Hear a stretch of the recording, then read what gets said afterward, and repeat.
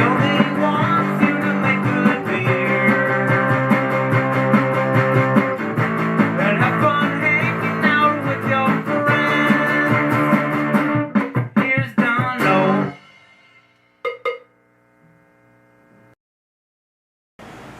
Today we are using this Imperial Mangosteeni. We can talk more about it later, but basically what it is they took 2 strains of yeast and somehow made them have a baby in yeast terms, and now you have this. So who are the parents? The parents are Loki, the yeast strain, and also sort of an unknown strain, or it's not unknown to them. What was I looking for?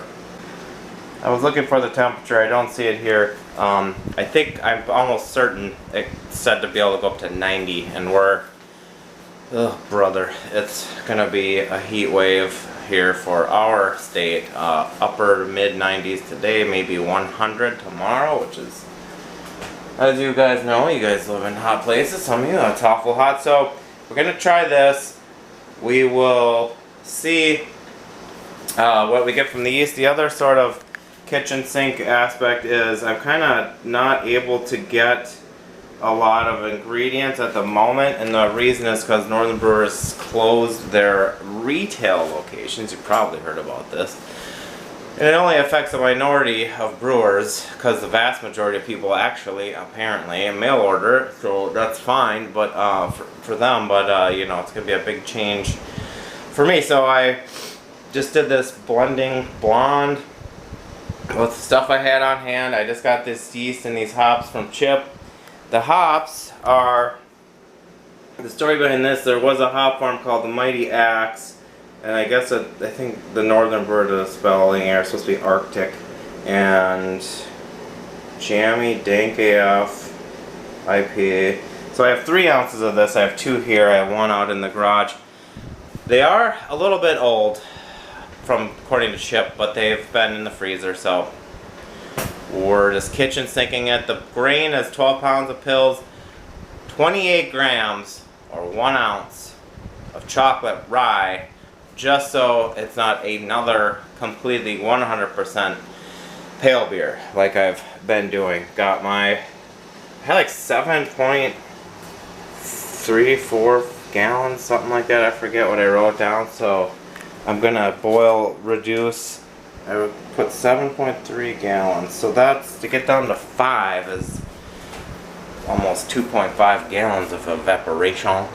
So yeah, the boil is going out in the garage. We got ourselves a hot, humid day. Let's get her going.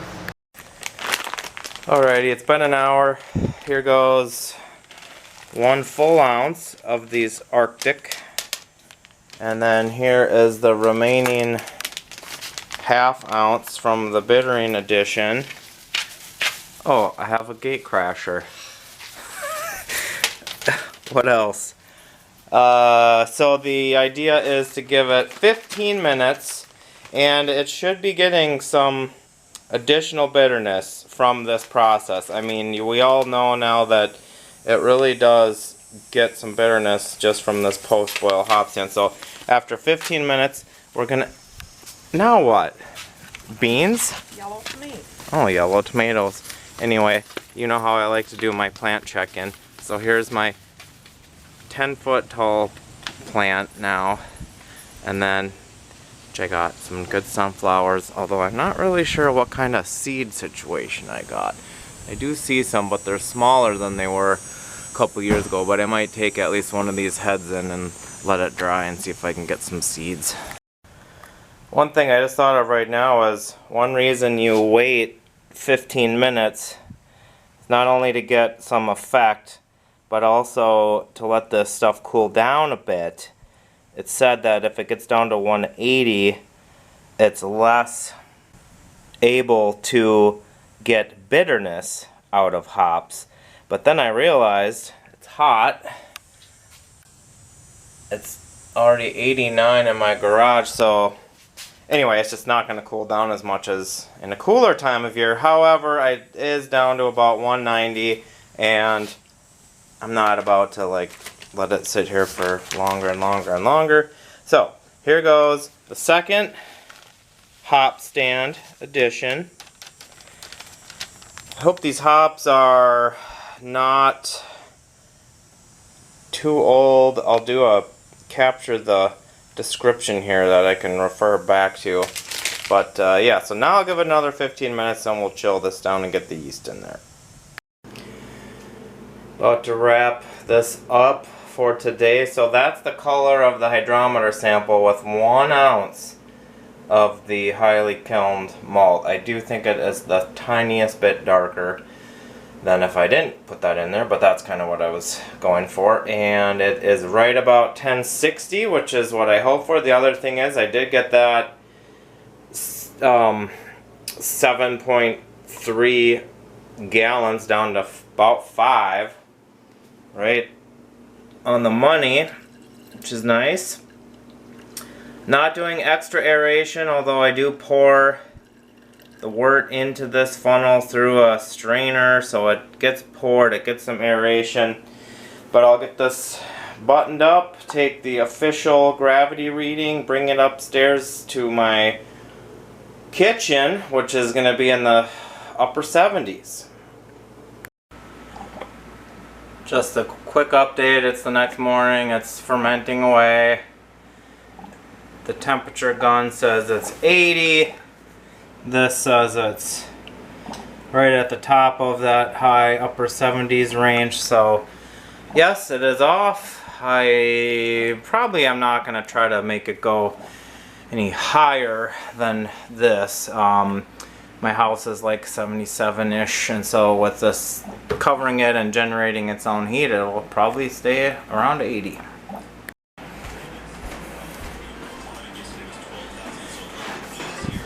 So I'm watching the Vuelta. That is the equivalent of the Tour de France, except it's in Spain.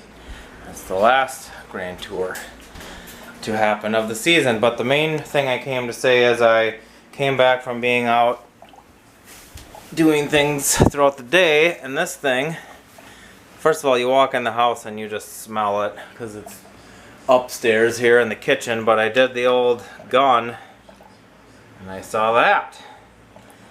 And so yeah, I just wanted to update that in case I forget. It did get hotter than 80. I guess I'll check it later today and in the morning, but I don't think it'll probably be going at this pace for too long. This is what I like to do. Here's this beer. This is what it looks like. This is how it came out.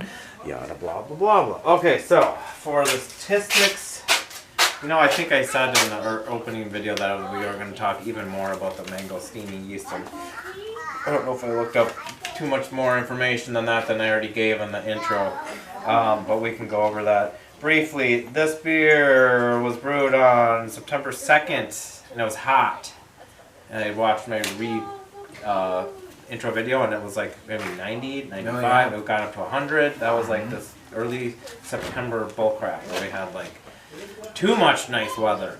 The beer did ferment around 80, which is hot for a typical ale yeast, and it peaked at 84. And like these kveiks, like they don't give you bad flavors from getting too hot. Started at 1061, went down to 1010. It is got kegged September 8th, so 6 days after brew day, because it was done. It was like done fermenting, and I think I may also have had an empty spot on the tap line. Okay. So we've been talking about it a little bit. All pills except for 1 ounce of chocolate rye, so just a tiny bit. I think I kind of was wondering, some of these kveik beers, especially like the Stalgian ones I've made, they could get clear after like enough time. And this one has not. And it's October 20th today, so it's been in keg for a month? 22nd. Yes, it has been in the keg for a month and 14 days. 14 days. Oh, 14 days. Yeah. So it still might, it doesn't matter. I think I've had some of these kveik ones not get clear at all, and that's fine. And then some do, and I don't. I mean, different strain, whatever. But this was also kind of a kitchen sink beer. Chip had this yeast that was shared with him from Imperial. I had this pills. Chip had these hops too in his freezer. So it was like, I need to make a beer. Northern Brewer had closed. I can't get my stuff as easily. Yeah, welcome to the brave new world. I know. I'm still work in progress, but we're figuring it out. Yeah. Well, no, I think this came out. Really well. Like I said, I love that orange. I love that like citrus kind of generically like juicy fruit flavor. I'm surprised it's 10-10. It actually has like a good bit of mouthfeel for a beer that's like pretty off dry. I don't know. That might have something to do with the yeast, because that seems to well, like so many of these beers get to be 10-10, and we often kind of think that fruit beer that you had though, that was also 10-10, but that all the fruit made that really kind of tart. Yeah. But that was the fruit. So I get also sort of like, and it's sort of suggestion because it's on here what they say you might get, but kind of like a berry, a melon. I don't know. I just literally was eating cantaloupe in the last few weeks, so I don't know if that makes me think of that. But there is like a sweet fruitness that is kind of like a. I mean, I don't know, almost like a stone fruit, but not exactly.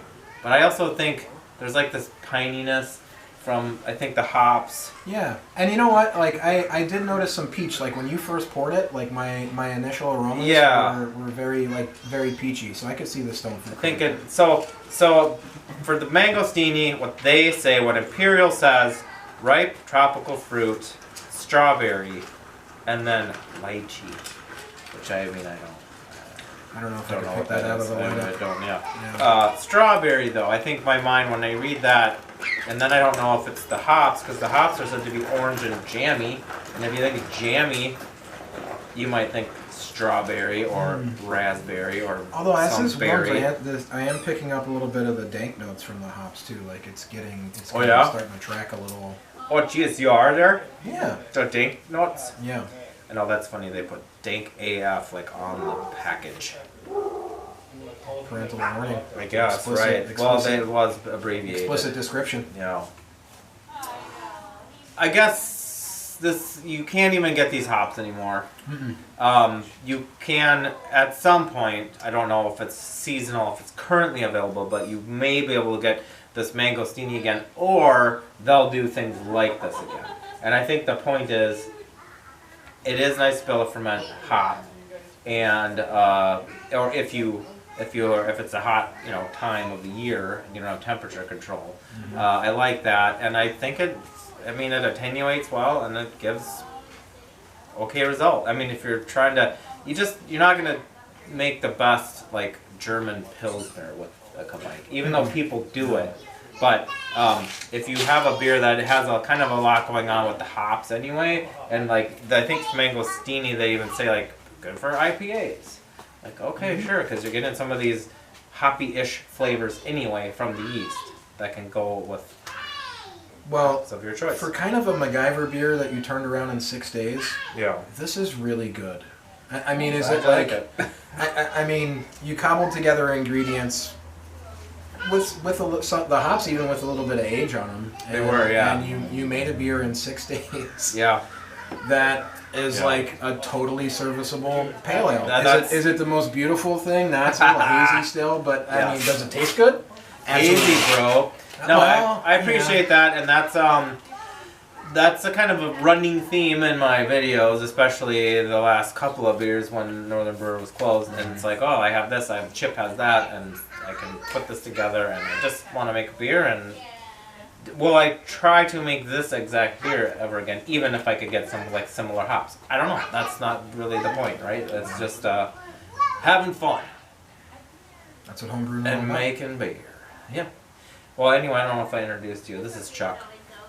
He's probably been, I think you've almost certainly been in some few videos. Yeah, I think I might have been in a Dono video. Pretty sure. Maybe 2. I think so. I know I've definitely sat on your couch and drank beer in front of the camera with skateboards in the back. There you go. That's the place. That's the place. All right, well, we got we're grilling. It's October 22nd. It was like upper 50s today. Yeah, almost Sunny. 60. Yeah. Very nice. Super nice. Been outside. So, yeah. Onward and upward. Cheers. Clink. Thanks for watching. Catch you later. Yeah.